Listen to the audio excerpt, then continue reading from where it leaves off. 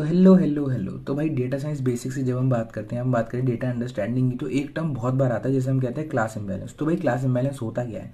तो बहुत ही सिंपल सी चीज़ है। देखो क्या होता है, कभी तुम क्लासिफिकेशन प्रॉब्लम पे किसी काम कर रहे हो जिसमें सपोज तुम्हारे पास लोगों का डेटा है।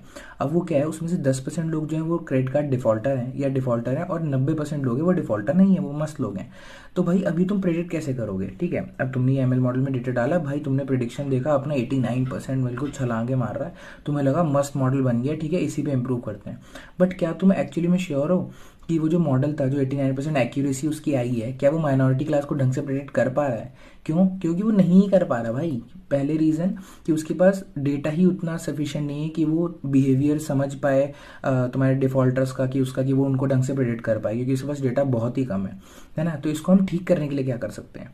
ये तो बात हो गई प्रॉब्लम की। अब सॉल्यूशन ये है, सॉल्यूशन ये है कि हम एक दो में से कोई एक चीज़ करते हैं, या तो हम माइनॉरिटी क्लास को मेजॉरिटी के बराबर ले जाते हैं, या मेजॉरिटी क्लास को माइनॉरिटी के बराबर ले जाते हैं। ये कोई जोक नहीं है, ठीक है। हाँ, तो भाई हम ये दोनों में से कोई भी एक चीज़ करते हैं। अब देखो क्या है कि डिफरेंट डिफरेंट मेथड्स हैं ये दोनों चीज़ें करने के। बहुत फेमस एक मेथड है जिसको हम कहते हैं स्मूट, ठीक है, ओवर सैम्पलिंग का, या टोमेक लिंक्स करके एक मेथड होता है। ठीक है, ये सब चीज़ें तुम पढ़ सकते हो, मैं अपनी वीडियो डिस्क्रिप्शन में लिंक कर दूंगा, या कहीं और से तुम्हें पढ़ना है तो कहीं और से पढ़ लो। अब ये बताओ कि भाई अगर एक्यूरेसी नहीं बता सकते तो ऐसे कौन से मेट्रिक्स है जो हम बता सकते हैं? पढ़ाई करो, मौज करो, बाय।